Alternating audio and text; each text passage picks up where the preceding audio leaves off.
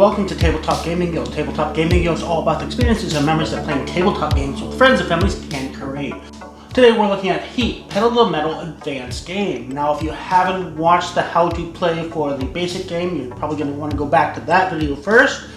But once you've watched that, then we can look at the advanced game. The advanced game adds new modes and modules that you can throw in the game as you see fit. The modules can be played with any of the four maps. You played the game before or have a group of experienced players, I would suggest throwing in the Garage module first. Garage module gives you two decks, a basic and an advanced deck that you can throw in to make every car unique. To set up this module, first each player has to take out your three basic upgrades, that being the Heat, 0, and 5, and those are going to go out of the game. You would then choose whether you want to use just the basic upgrades or you want to shuffle in all the advanced upgrades as well. Once that's done, you would either randomly deal out 3 upgrades to each player or have a snake draft. If you choose the snake draft, you would deal out cards equal to the number of players plus 3, and starting with the last player in turn order and going in reverse turn order, you would each draw 1 card. Once everybody has picked a card, the remaining cards would be discarded, and you would draw new upgrades to create a new market, this time going from first in turn order to last for the draft. Once that is done, you do this one more time, again going from last player to first, and now everybody should have 3 upgrades that they would shuffle in their deck, add whatever heat and stress that is required by the map they're driving on, and you're ready to start. I'm not going to talk about each individual card.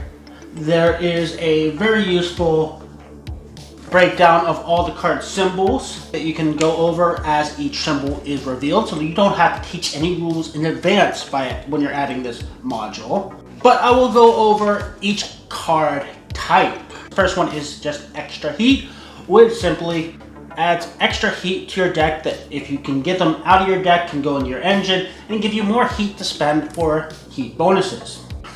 4-wheel drive typically acts like stress and gives you 1 or multiple cards you can draw blindly from the top of your deck to add to your speed. Brakes are a very flexible card that gives you up to 4 options of speeds you want that card to count as. Cooling systems typically give you cooldown, but sometimes also give you really fast speeds at the cost of heat. Body cards allow you to start stress from your hand. RPM cards give you additional bonus movement if you manage to slipstream. Tires usually modify the speed limit for turns.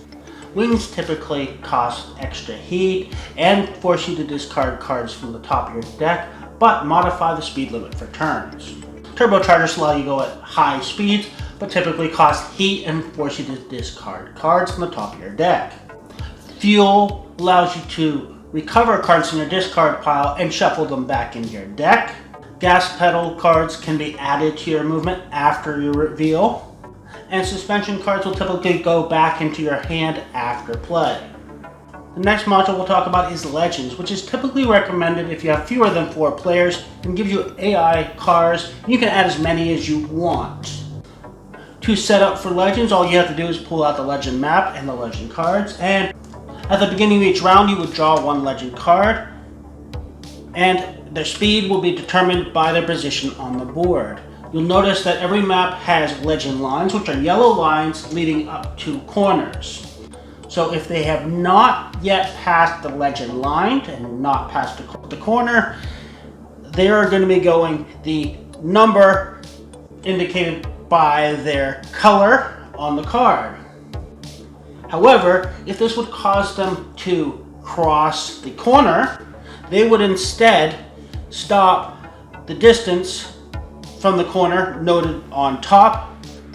So if the blue player was intending to go to 15, but that would cause them to cross the corner, they would stop 2 spaces, so on 2 space, prior to the corner.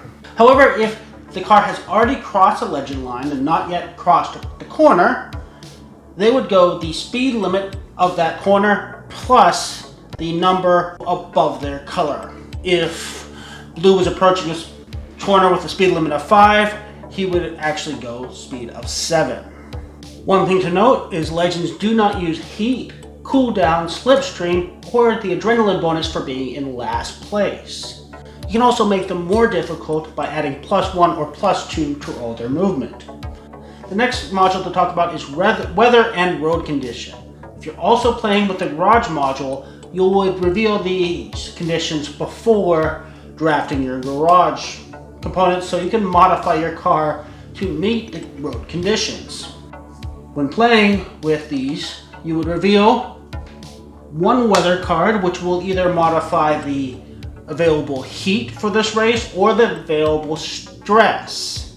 You would then reveal one road condition for each corner in this race.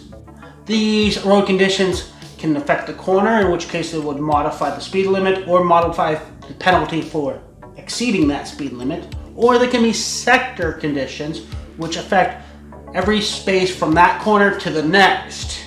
Sector conditions either modify the slipstream, give free boosting, in other words, you can draw a card from the top of your deck without spending heat and add that to your speed, or they can apply weather conditions, in which case you would look at the bottom right corner of your weather card, and that will give you an effect that modifies either slipstream or your cooldown.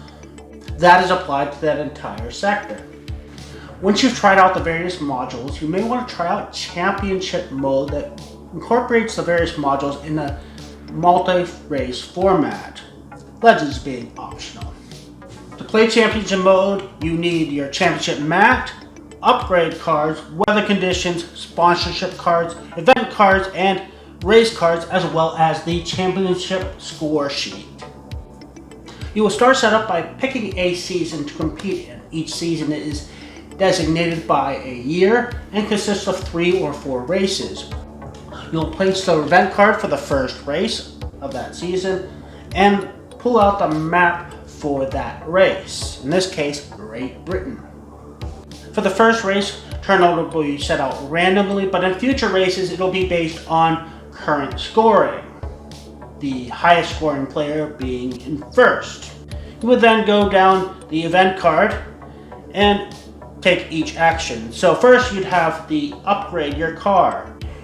You can draft from only the basic cards, only the advanced cards, or a mix of both. And instead of doing the normal draft, you would only draft one card, starting with the last in player order. After drafting is complete, the person who drafted first may choose to discard their card and draw from one of the remaining upgrades. The important thing to note is, despite only getting one upgrade, you're going to maintain that upgrade and get new upgrades every race, meaning your card is going to get better each race. The next step is you'll be dealt sponsorship cards equal to the number in red underneath the handshake. And sponsorship cards are just like upgrades, except they start the game in your hand as one of your 7 starting cards, and they're one-time use. Next, you will determine where the press is. In this case, the press are at corner A, which on the Great Britain race card, you'll notice that press corner A is corner 10. Press corner will reward you for spectacular actions with a sponsorship card. You can earn that by either using slipstream to pass that corner, or exceeding the speed limit for that corner by 2, in which case you do get the normal penalty, but you get rewarded with a sponsorship card into your hand. Do note that if you spin out on a quarter, you do not get the sponsorship reward. Finally, you would do your normal setup for weather and road conditions. Once the board is all set, you would read out the event for this race so all players are aware. In this case, after the first lap, the people in first 3 position gets an extra sponsorship card. Once the race is complete, you would get points equal to your final position. That would then be used to determine the initial turn order for the next race, the highest position, highest score being first position. You would also retain any upgrade cards and any unused sponsorship cards. However, heat and stress will be reset based on the conditions for the next race. At the end of the game, whoever has the most points wins, with tiebreaker being the highest position in the final race. So that's how championship mode is played. The final mode is the tournament mode. The only real change in that would be the gear change is not revealed until you reveal and move steps. So people don't necessarily know how many cards you're playing. You still have to pay heat for changing your gear by 2 positions. So that's all the elements of heat and heat advanced play. Thank you again for watching. Please join us again on YouTube, Twitch, Instagram, and other social medias. And please don't forget to like and subscribe.